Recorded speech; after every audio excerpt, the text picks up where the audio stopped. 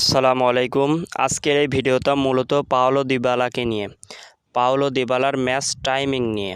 তিনি সামনের ম্যাচে কলম্বিয়ার সঙ্গে কত মিনিট খেলতে পারে বা শুরুর একাদশে সুযোগ পাবেন না শেষের গিয়ে সুযোগ দিবেন লিওনেল স্ক্যালোনি, সে বিষয়েই আজকের এই ভিডিওটা।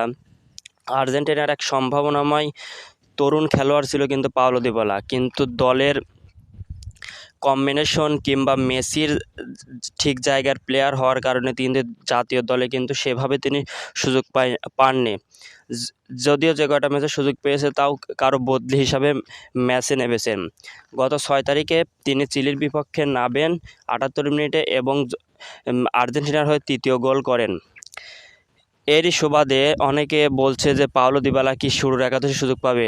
যেহেতু লিওনেল স্ক্যালোনি একটা খুব মাস্টারমাইন্ড টেকনিশিয়ান কোচ, তার যে চিন্তাধারার কাছে অন্যান্য কোচিং প্ল্যান কিন্তু ঠিকঠাক হয় না। সেক্ষেত্রে লিওনেল স্ক্যালোনি যদি মনে করেন যে পাওলো দিবালাকে শুরুর একাদশে রেখে চিলির বিপক্ষে শেষের যে ফরমেশনে খেলেছিল 3-4-3 ফরমেশন, সেই ফরমেশনে খেলবে অথবা তা খেললে সেক্ষেত্রে পাওলো দিবালা সুযোগ পেতে পারে। আর যদি চিলির বিপক্ষে 3-5-2 ফরমেশনে আবার চলে যান, সেক্ষেত্রে পাওলো দিবালাকে কিন্তু আবারও বদলি হিসাবে মাঠে নামতে হবে।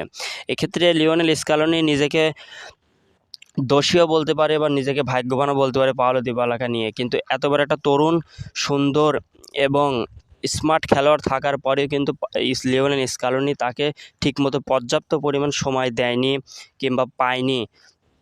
তিনি অনেক সময় ধরে জাতীয় দলের বাইরে আসা যাওয়া করে, কিন্তু যখনই ঢুকেছেন তিনি তার নামের প্রতি সুবিচার রেখেছেন পাওলো দিবালা। এই পাওলো দিবালার ম্যাচ টাইমিং যদি আপনি ক্লাব ক্যারিয়ারে দেখেন, সেক্ষেত্রে লাস্ট রোমার 4 ম্যাচের মাত্র একটি ম্যাচে তিনি 90 মিনিট খেলেছেন, বাকি 3টা ম্যাচে 23 মিনিট, 29 মিনিট এবং 32 মিনিট করে মাঠে ছিলেন। তাহলে তার ফিটনেস এবং তার যে পুরা টাইম না খেলার যে একটা ফিটনেস থাকে সেটা কিন্তু পাওলো দিবালার মনে হয় নেই।